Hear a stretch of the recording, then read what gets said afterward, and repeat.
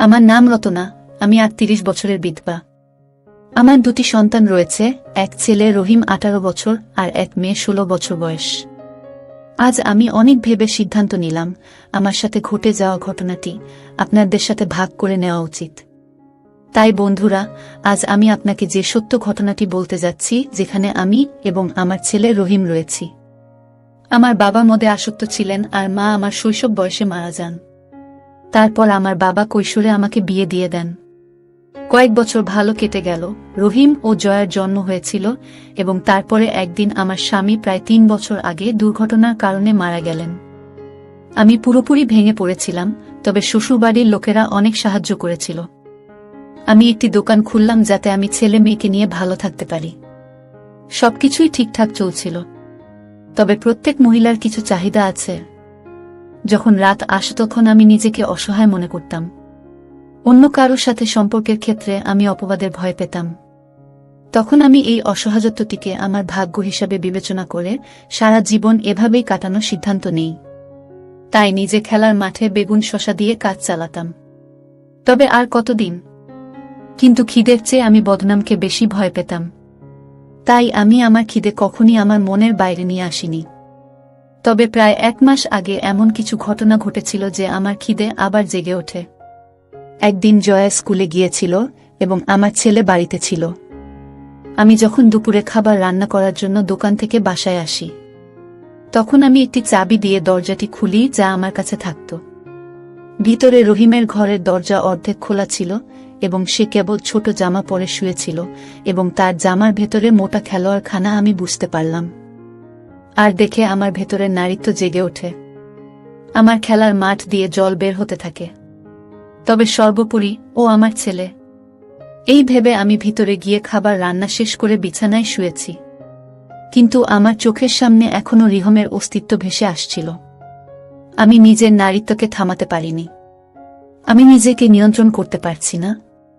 আমি আমার আঙ্গুল দিয়ে আমার খেলার মাঠ স্পর্শ করলাম, মাঠ জ্বলে ভিজে গেছে। সে রাতে আমি ঘুমাতে পারিনি। আমার এখনই খেলতে খুবই ইচ্ছে করছিল। রাত প্রায় ১০টা বাজে। আমি, রহিম, জয়া এক খাটেই ঘুমাই। আমাদের বাড়িতে মাত্র একটা শোয়ার রুম ছিল। আমি বাংলা গল্প পড়ার পরে আমি আস্তে আস্তে আমার মাঠে আঙুল দেওয়া শুরু করলাম। আমার আবেগ সম্পূর্ণ সহনশীলতার বাইরে ছিল। আমি কল্পনা করছিলাম রহিম আমায় নিয়ে খেলা করছে। হঠাৎ রহিম ঘুম থেকে উঠে আমার উপরে সোজা হয়ে উঠল, সেও পুরো উদাম। এই আকস্মিক আক্রমণে আমি অস্থির হয়ে রহিমকে অন্যদিকে ঠেলে দিয়ে উঠে দাঁড়ালাম এবং আমার শাড়ি ঠিক করতে শুরু করলাম। তখন রহিম আমাকে শক্ত করে ধরে শুইয়ে দিয়ে বলল, মা, প্রতিদিন আঙুল দেওয়ার সময় তোমাকে দেখি এবং আমি তোমাকে উদাম অবস্থায় চান করার সময়ও দরজার ফুটো দিয়ে তোমাকে দেখি। তুমি মা ছেলের সম্পর্ককে ভুলে যাও, কেবল তুমি নিজের খিদে মেটাও। কারণ আজ অবধি আমি কেবল তোমায় ভেবে হাত মেরেছি। মা, এসো আমার জীবনে। আজ আমি তোমার আগুন মুছে ফেলব। আজ আমি তোমার ছেলে নই, আজ রাতে আমি স্বামী হতে চাই। আমি তোমাকে দেখানোর জন্য ছোট জামা পরেছিলাম। এই বলে রহিম আমার ওটে চুম খেতে লাগলো আর আমার পেপে টিপতে লাগল। তখন আমি সমস্ত লজ্জা ভুলে গেলাম। আমার নিজের উপর নিয়ন্ত্রণ ছিল না। ঠিক তখন আমি রহিমের দিকে তাকালাম। তাকে একটা হট্টা কাট্টা লোকের মতো লাগছিল আর তার আদর তার বাবার চেয়ে দীর্ঘ। আমি তখন তৃষ্ণা নিবারণের কথা চিন্তা করতে লাগলাম আর রহিম আমার কোনো বাধা না পেয়ে তার মুখে হাসি ফুটে উঠল। আমি শৈশবকাল থেকেই খুব কামুক ছিলাম আর চাইতাম কেউ আমাকে নিয়ে খেলুক। আমি বললাম, রহিম, আমাকে তুই খেলে সুখ দে এবং আমাকে নিয়ে তোর মনে যা আসে তাই করো। আমাকে গালাগালি করো, তুই যা চাস তাই কর, শুধু আমার আগুন নিভিয়ে দে রহিম। এই শুনে রহিম আমার সব টান দিয়ে খুলে আমার একটা পেঁপে মুখে পুরে নিয়েও খেতে শুরু করল এবং অন্য পেঁপে টিপতে লাগল। রহিম বলল, মা, আমি তোমাকে এখন খেলে সত্যিকারের বউ বানিয়ে নেব। তোমায় আমি আজ খেলে খুব মজা দেব। তুমি কতটা খেলতে পারো তাই দেখব। আমি বললাম, রহিম বাবা, আমি 10 পুরুষের কাছ থেকেও আজ খেলা করতে রাজি আছি, কারণ আজ আমি বড় উত্তেজিত। এই কথা শুনে রহিম আমার পিছন খামচে ধরে আর আমি আ আ করে চেঁচিয়ে উঠি। রহিম বলল, মা, তোমার গা খুব নরম। তুমি আরো জোরে জোরে চিৎকার দাও মা, আমি আজ পুরো এলাকাকে জানতে চাই যে তুমি আমার সাথে খেলছ।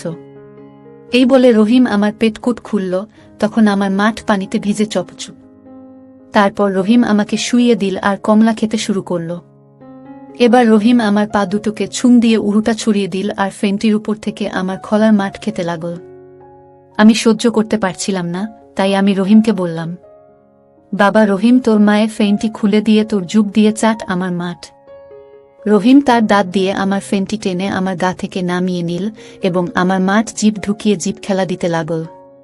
সাথে সাথে আমার অবস্থা আরও খারাপ হয়ে গেল আর আমি চিৎকার করে উঠলাম। আমার চিৎকার এত জোরে বেরিয়ে এলো যে কণ্ঠ শুনে আমার মেয়ে জয়া ঘুম থেকে জেগে বলল, কি হয়েছে মা? আমরা মা ও ছেলে দুজনেই আমাদের কাজে ব্যস্ত। আমি বললাম, কিছু না রে মা, তুই ঘুমা। জয়া বলল, আম্মু ভাই তোমার সাথে কি করছে? তোমরা তো পোশাকও পরনি। আমি বললাম, তোর ভাই আমাকে ভালোবাসছে, তোর বিয়ে হলে তুইও বুঝবি। জয়া বলল, মা আমি ভয় পেয়েছিলাম তাই জেগে গেছি, তোমরা প্রেম করো, আমি ঘুমাই। জয়ার কথা শুনে আমরা মা ছেলে হেসে উঠলাম। এদিকে রহিম ওর জবটা আমার মাঠে পুরো ভরে রেখেছে, মাঠ থেকে জল ঝরনার মতো বের হচ্ছে। আমি বললাম, রহিম এবার আমাকে খেলো, তোর শাবল মায়ের মাঠে ভরে দে। রহিম বলল, মা বেলুন নেই, এভাবেই খেলব।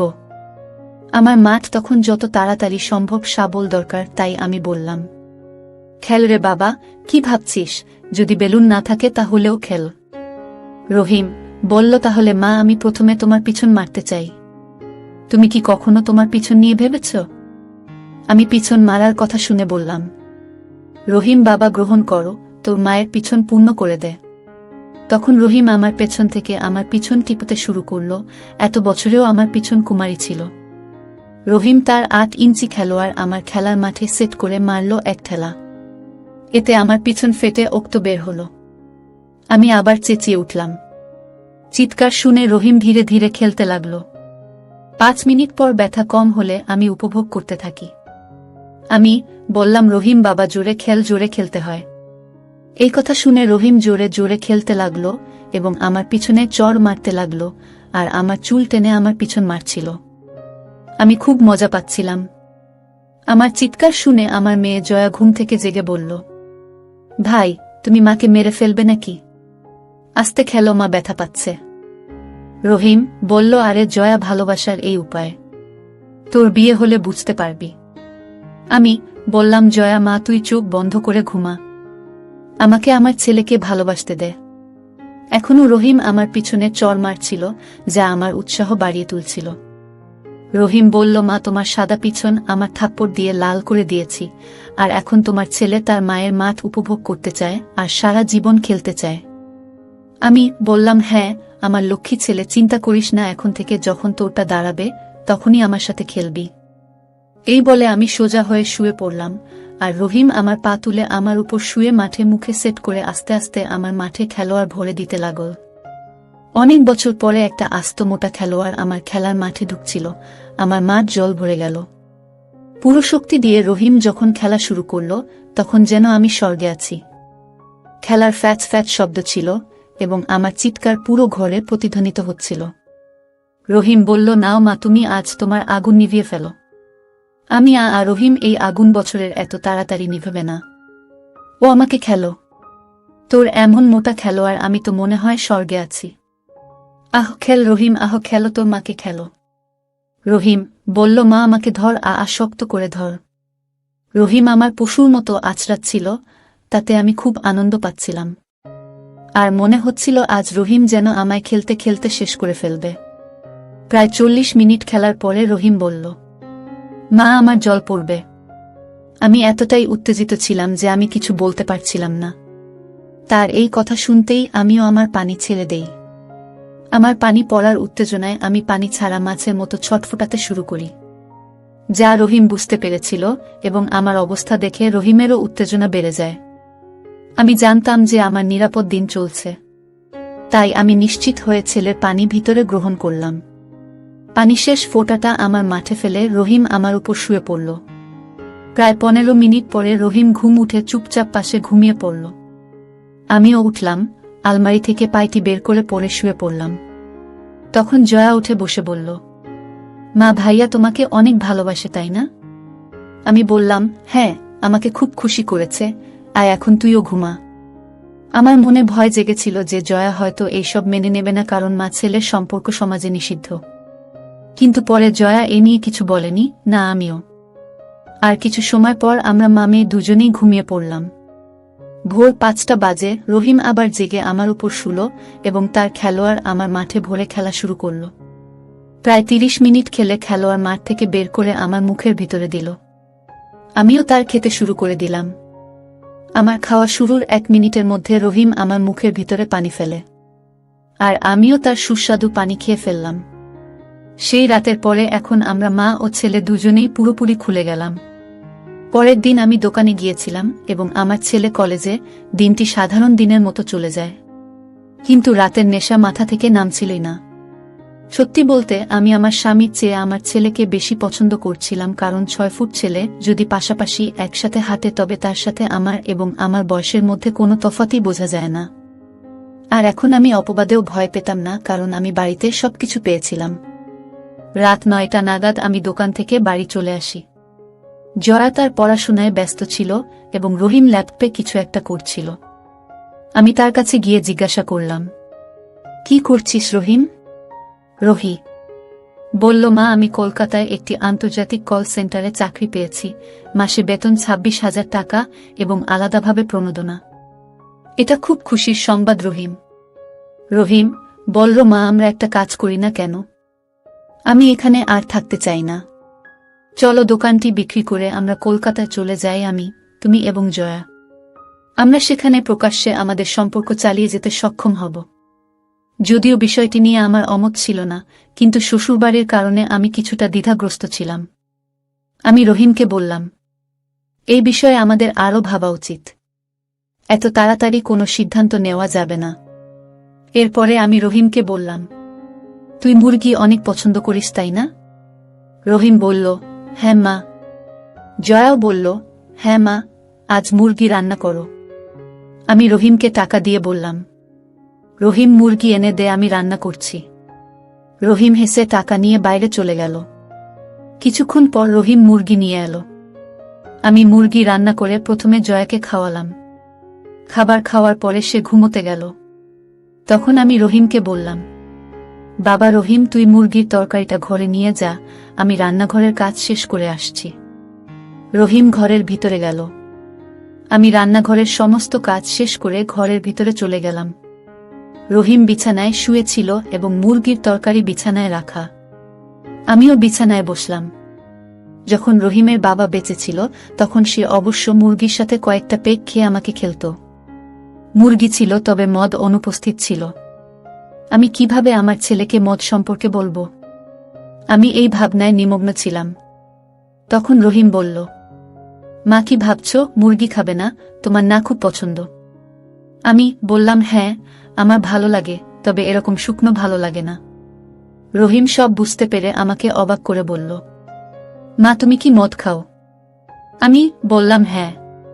তোর বাবা বেঁচে থাকার সময় মুরগি রান্না করলেই সাথে মদ খাওয়া হতো। রহিম হেসে বলতে, এখনই তোমার মদ খাওয়ার ইচ্ছা পূরণ করছি, এখনই নিয়ে আসছি। আমি বললাম, না থাক, এত রাতে কোথায় যাবি?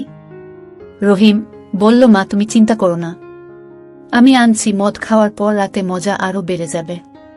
রহিম বাইরে গেল এবং কিছুক্ষণের মধ্যে একটি বোতল নিয়ে এলো সোডা সহ। যতক্ষণ রোহিত বাইরে ছিল আমি আমার পুরাতন টপ পরে নিলাম, যা রোহিতের বাবার সাথে খেলা করার আগে পরতাম।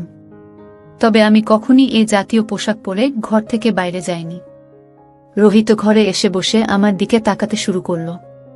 আমি বুঝতে পেরেছি যে আমাকে সে অনেক পছন্দ করে। আমি উঠে 2টি গ্লাস এবং বরফ নিয়ে আসি। আমরা মা ছেলে বিছানার উপর বসেছিলাম এবং আমি একটি পেগ তৈরি করি, এতে বরফ রেখে রহিমকে বললাম, আমার মনে হয় না আমাদের 2টি গ্লাসের দরকার আছে। আমরা দুজন যদি একটা গ্লাস থেকে পান করি? আমার কথা শুনে রহিমের দাঁড়িয়ে গেল। সে ছোট জাম পরেছিল না, তাই আমি স্পষ্টভাবে রহিমের ওটা দেখতে এবং অনুভব করতে পাচ্ছি। বুঝলাম ছেলে এখন গরম হয়ে উঠছে। তাই গ্লাসটা হাতে তুলে নিয়ে এক হাতে মুরগির পায়ের একটা পিস নিয়ে আমি রহিমের উরুতে বসলাম।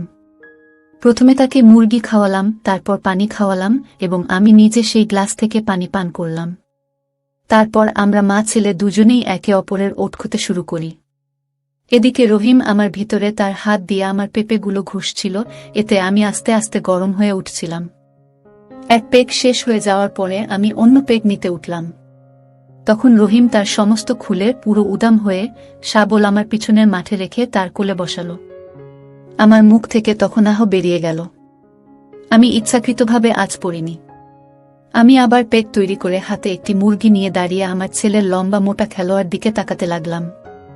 তখন রহিম মেঝেতে বসে আমার মাঠ চাটতে লাগল। আমি করা শুরু করলাম। আমার গা পুরো জেগে উঠল। সুখের চোটে আমার নিজের মুখ থেকে বেরিয়ে আসতে শুরু করল। আমি আর সহ্য করতে পারছিলাম না। আমি পেগটা অর্ধেকটা পান করলাম এবং বাকিটি আমার ভিতরে নিয়ে গিয়ে আমার মাঠের উপর ঢেলে দিলাম। পানি নিয়ে আমার পানির সাথে মিশে গেল, সেখান থেকে আমার ছেলের মুখের মধ্যে। রহিম এখন আমার মাঠ থেকে পানি এবং আমার মাঠের পানি একসাথে বেরিয়ে আসছিল। কিছুক্ষণ পর রহিম সব খুলে দিল এবং উঠে দাঁড়িয়ে আমাকে ধরল। আমিও আমার ছেলেকে শক্ত করে ধরেছিলাম এবং আমরা একে অপরকে পাগলের মতো চুম খেতে শুরু করি। তখন রহিম বলল, মা তুমি তোমার উড়ো তো পুরোটা ঢেলে দাও, আমার তোমার উড়ো ছুস খেতে ইচ্ছে করছে। এই কথা শুনে আমি গরম হয়ে উঠলাম এবং আমি আমার উড়োতে সব ঢেলে দিলাম যা আমার ছেলে পান করতে চলেছে। আমি দাঁড়িয়েছিলাম যে হঠাৎ রহিম আমাকে চুম খেল এবং আমাকে ঘুরিয়ে নিল, তারপর আমার উপরে বসে আমার পিছন দুটি ছুস খেল। তারপর দাঁত দিয়ে হালকা কামড় দিল। ছেলের দাঁতের কামড় পড়তেই আমার মাঠ থেকে পানি প্রবাহিত হতে শুরু করল। তখন আমি দাঁতে দাঁত চেপে রোহিতকে বললাম, রহিম প্রথমে পিছন মারবি নাকি মাঠে খেলবি তোর মায়ের? রহিম বলল, মা আজ আমি শুধু তোমার মাঠ মানব। আর আমি একটা কথা বলতে চাই আম্মু তোমার কাছে, তবে আমার একটা শর্ত আছে। আমি বললাম, কি শর্ত?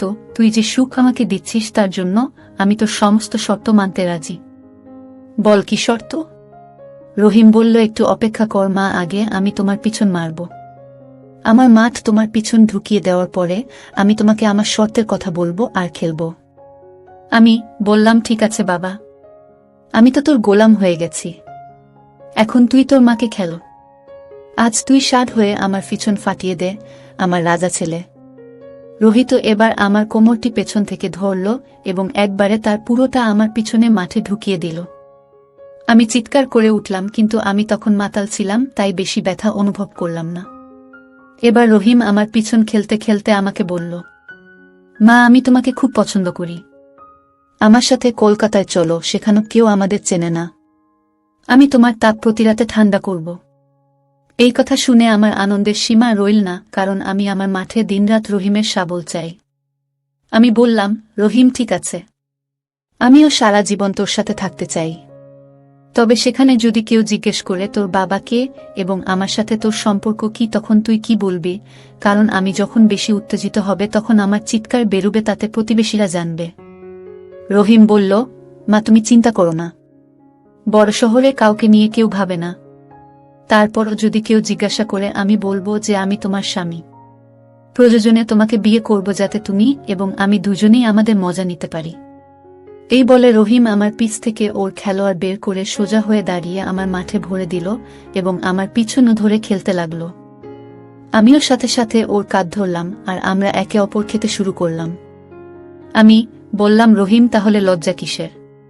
সেখানে আমাদের কেউ চেনে না, তাই আমরা বিয়ে করব যাতে সমাজে কেউ কিছু না বলে এবং আমরা বাকিটা জীবন উপভোগ করতে পারব, আর যখন তুই আসল বিয়ে করতে চাইবি তখন আমরা অন্য শহরে চলে যাব। রহিম বলল, তুমি ঠিকই বলছো মা, যত তাড়াতাড়ি সম্ভব পরিকল্পনা করতে হবে। কিন্তু জয়াকে কিভাবে বোঝাবে? আমি বললাম, আমি তাকে বোঝাবো, তুই চিন্তা করিস না, সে সব বোঝে, আমি তাকে সব বোঝাবো।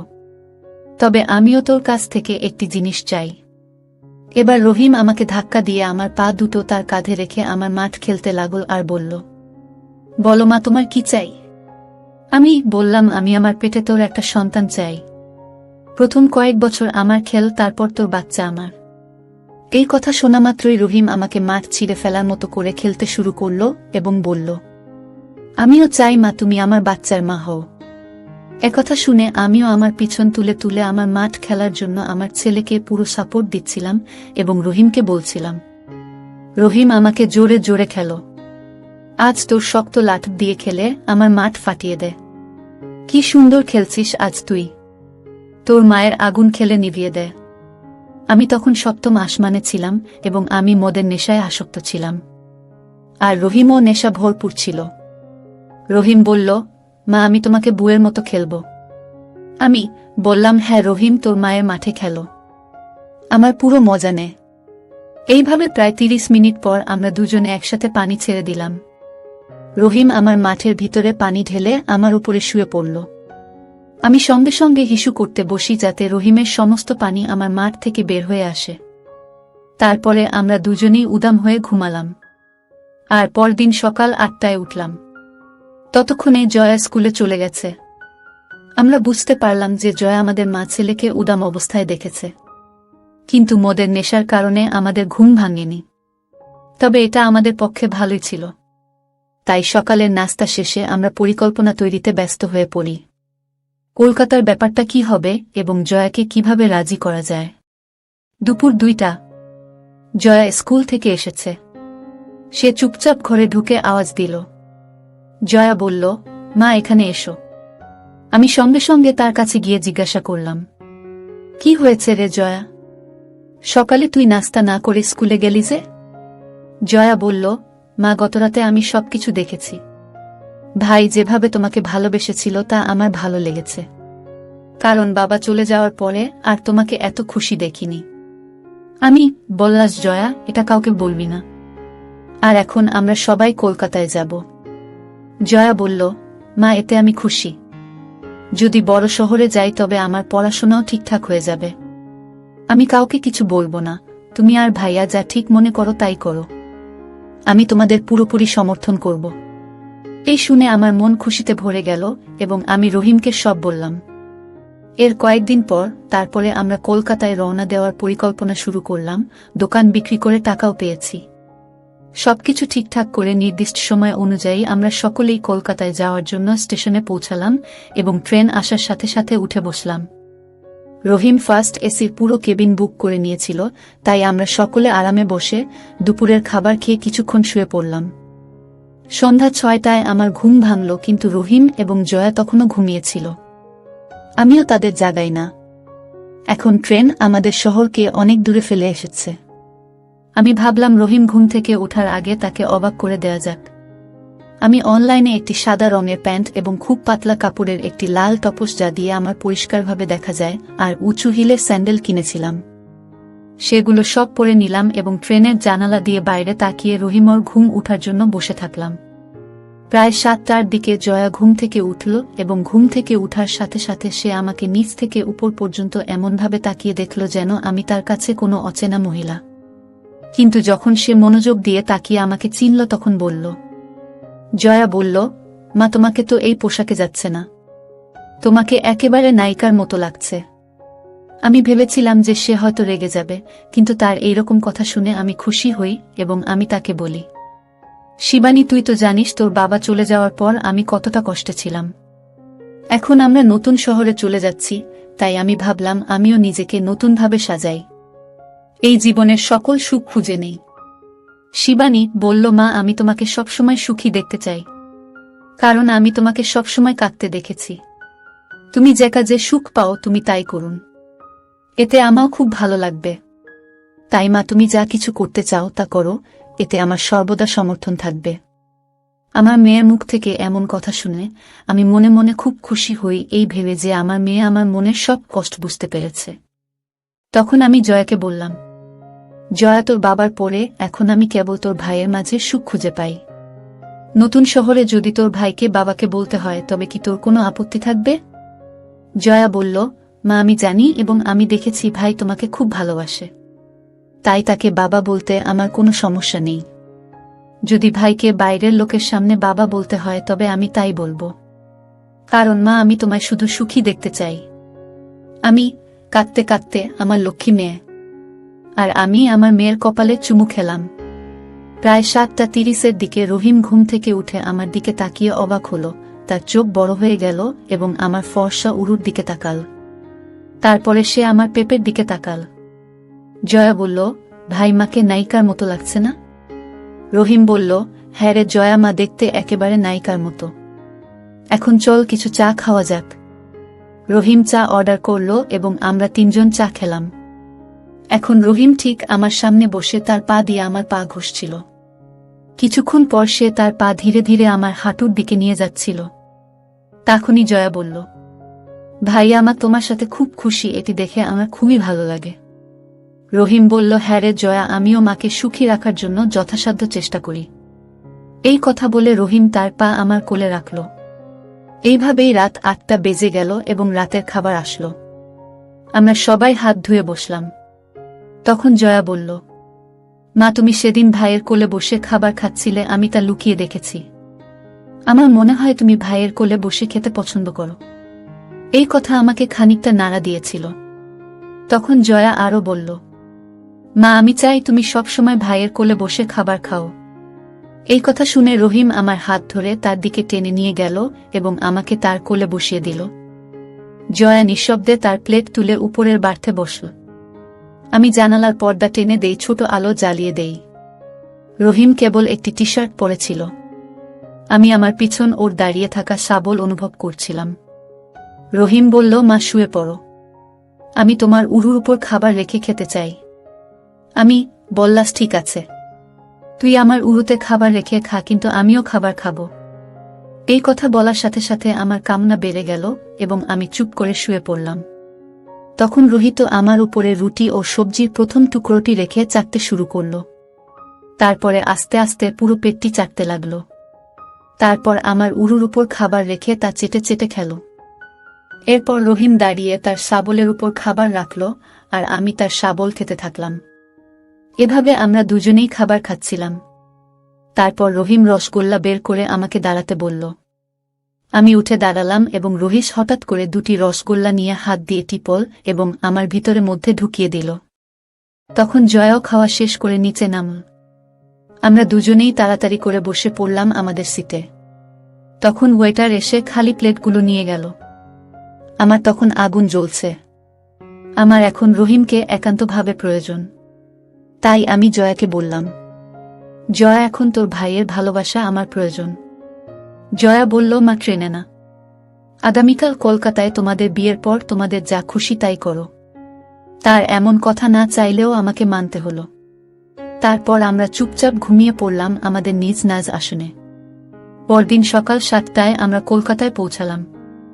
আমরা তিনজন ট্রেন থেকে নেমে হোটেল বুক করলাম। রহিম প্রথমে হোটেলে একটি রুম নেয়। তারপর নাস্তা শেষে আমরা সকাল 9টার দিকে বাজারে যাই এবং সেখানে যাওয়ার পরে আমি একটি লেহেঙ্গা কিনলাম। রোহিত পায়জামা কুর্তা কিনল এবং জয়া নিজের জন্য স্কার্ট এবং প্যান্ট কিনল। তারপর আমরা তিনজন মিষ্টি ও মালা নিয়ে সরাসরি মন্দিরে গেলাম। রহিম সেখানে আগেই বিয়ের জন্য বুক করে রেখেছিল। আমরা 12টার সময় মন্দিরে পৌঁছে গেলাম। কিছুক্ষণ পরে পুরোহিত এসে প্রথম বরকে অর্থাৎ রহিমকে বসালো। তারপর কনেকে ডাকলেন। আমি গিয়ে রোহিতের পাশে বসলাম। প্রায় 1 ঘন্টা বিয়ের মন্ত্র পরে পুরোহিত রহিসকে আমার গলায় মঙ্গলসূত্র পরাতে বললেন। তখন জয়া রহিমের হাতে মঙ্গলসূত্র দেয় এবং রহিম হাসি মুখে আমার গলায় মঙ্গলসূত্র পরিয়ে দিল। তারপর আরও কিছু মন্ত্র পরে রোহিত পুরোহিতের নির্দেশে আমার সিঁথিতে তার নামের সিঁদুর পরিয়ে দিল। আমি আমার ছেলের স্ত্রী হওয়ার পর নিজের ভিতরে অদ্ভুত এক অনুভূতি উপলব্ধি করছিলাম। তখন আমি ভাবতে লাগলাম, একটি নতুন শহরের কমপক্ষে আমার বাকি জীবনটা উপভোগ করি। প্রায় 4টা নাগাদ আমাদের বিয়ে শেষ হল। পুরোহিতকে তার দক্ষিণা দিয়ে আমরা তার আশীর্বাদ নিলাম। তারপর আমরা 5টা নাগাদ হোটেলে আসি, যেখানে হোটেলের লোকরা রহিমের কথা মতো আগেই গোলাপ ফুল দিয়ে বাসরঘর সাজিয়েছিল। আমরা তিনজনই প্রথমে খাবার খেয়ে নিলাম। তখন জয়া বলল, মা, আমি তোমার আর বাবার বাসর দেখতে চাই। আমি কিছুটা ইতস্তত বোধ করলাম। তখন রহিম বলল, ঠিক আছে, তুই সোফায় বসে সবকিছু দেখিস। এবার আমরা ঘরে এসে দরজা লাগিয়ে দিয়ে এসে বসলাম। রোহিত ইতোমধ্যে বিয়ার অর্ডার করেছিল, তাই আমরা প্রথমে বিয়ার খেলাম। জয়া সোফায় বসে আমাদের ছবি তুলছিল এবং আমাদের বাসরের স্মৃতি স্মরণীয় করে রাখার জন্য একটি ভিডিও বানাচ্ছিল। রহিম আমাকে দাঁড়াতে বলল। আমি উঠে দাঁড়ালে রহিম বসে আমার পিছন শক্ত করে ধরল আর আমার সে দাঁত দিয়ে আমার কোমরে কামড়াল। তাতে আমি সুখে কাঁপতে থাকি এবং চোখ বন্ধ করি। তখন রহিম জয়াকে বলল, জয়া আমাকে একটু সাহায্য করত। জয়া তাড়াতাড়ি এলো। রহিম বলল, তুই আস্তে আস্তে বোতল থেকে পানি মায়ের গায়ে ঢালবি, আর এমনভাবে ঢালবি যেন নাই থেকে আস্তে আস্তে নিচে পড়ে। এই কথা শুনে জয়া ঢালা শুরু করল। রহিম হঠাৎ আমার ভিতরে ঢুকে খেতে শুরু করল, আর আমার কামের আগুন ছুটে গেল। তখন আমার শৌচের বাঁধ ভেঙে গেল। আমার মাঠের জল বিয়ারের সাথে মিশ্রিত পানির মিশ্রণ রহিম খেতে শুরু করে দিল। আমার মুখ থেকে চিৎকার বেরিয়ে আসতে শুরু করল। অর্ধেক বোতল শেষ করে রহিম আমার খেলার মাঠে দাঁত দিয়ে হালকা কামড় দিয়ে দাঁতে চেপে ধরে টেনে নামিয়ে দিল। তারপর রহিস তার জিভটা সরাসরি আমার খেলার মাঠে ঢুকিয়ে দিল, আর আমার মাঠ ওর মুখ দিয়ে খাচ্ছিল। জয়া আবার আমাদের ছবি তোলা শুরু করল। আমি রহিমের মুখটা ধরে আমার কমলাগুলোতে ঘষতে লাগলাম। তারপর জয়া চুপিসারে এসে আমার হুক পেছন থেকে খুলে দিল। আমার পেপে দতগুলো খাড়া হয়েছিল, এবং আমার ছেলে যে এখন আমার স্বামী হয়েছে তার দাঁত দিয়ে ওগুলো কখনো কামড়াতে আবার কখনো খেতে লাগল। তখন আমি বুঝতে পারলাম যে রহিম আমার বাঁধন খুলে দিল, এখন আমি পুরোপুরি উদাম। রহিম আমাকে তার কোলে তুলে ফেলে দিল। তারপর তার নিজের সমস্ত খুলে উদাম হল। প্রায় 10 মিনিট আমার মুখে খেলার পর আমার মাঠ শাবলের জন্য উতলা হয়ে পড়ল। আমি প্রথম থেকেই গালাগালি শুনে খেলা উপভোগ করতাম, তাই আমি রহিমকে বললাম, আপনি এখন আমার স্বামী। আপনি আপনার স্ত্রীকে গালি দিন, যাতে আমার মন খেলার জন্য ব্যাকুল হয় এবং আমি যেন আপনাকে বেশি মজা দিতে পারি। জয়া বলল, রহিম ভাইয়া, দুঃখিত বাবা। আজ আমার মাকে খুব সুখ দিন। মা যা বলছেন তাই করুন। রহিম বলল, দাঁড়া, গতকাল পর্যন্ত তুই আমার মা ছিলি, আর আজ থেকে আমার স্ত্রী হয়ে গেলি। আমি আজ তোকে খেলে ফেলব। এই কথা শুনে আমার মাঠ থেকে জল বের হতে লাগল, এবং আমি বললাম, আমার স্বামী দেব আপনার লাঠব আপনার স্ত্রীর মাঠে দিয়ে আপনার স্ত্রীকে ঠান্ডা করে দিন। তবে তার আগে আমি চাই আপনি আমার পিছন খেলুন। 20 মিনিট ধরে আমার খেলার পরও আমার মন কিছুতেই শান্ত হচ্ছিল, বরং খেলার আগুন আরো বেড়ে গেল। আমি বললাম, ওগো, এখন আমার মাঠে খেলো, তবেই আপনি সত্যিকারের স্বামী হতে পারবেন। আমার এতটুকু কথা শুনে রহিম আমাকে সোজা করে আমার উপর উঠে তার শাবল আমার মাঠে ভরে দিয়ে দিল। আমার মনে হলো আমি যেন স্বর্গে আছি। আমার ছেলে রহিম আমাকে প্রায় 40 মিনিট খেলার আমার মাঠের পানি বের ঠিক তখনই ও পানি ছাড়ল। এভাবেই কেটে গেল 6 মাস। রহিম এই 6 মাসে একটা রাতেও আমায় না খেলে ঘুমায়নি, আর আমিও তার খেলা না খেলে ঘুমাতে পারতাম না। আজ আমাদের বিয়ের 2 বছর হলো। আজ আমি রহিমের ছেলের মা। এভাবেই আমি আমার মেয়ের সাহায্যে নিজের ছেলেকে স্বামী বানিয়ে তার সন্তানে মা হই। তো বন্ধুরা, আজকের ভিডিওটি এখানেই শেষ করলাম। অনেক কষ্ট করে ভিডিওটি আপনাদের জন্য বানিয়েছি। যদি ভিডিওটি ভালো লেগে থাকে তাহলে একটা লাইক করবেন এবং চ্যানেলটি সাবস্ক্রাইব করবেন। এই আশা ব্যক্ত রেখে আপনাদের কাছে বিদায় নিচ্ছি। দেখা হবে আগামীকালের নতুন কোনো ভিডিওতে। সে পর্যন্ত সবাই ভালো থাকুন। ধন্যবাদ।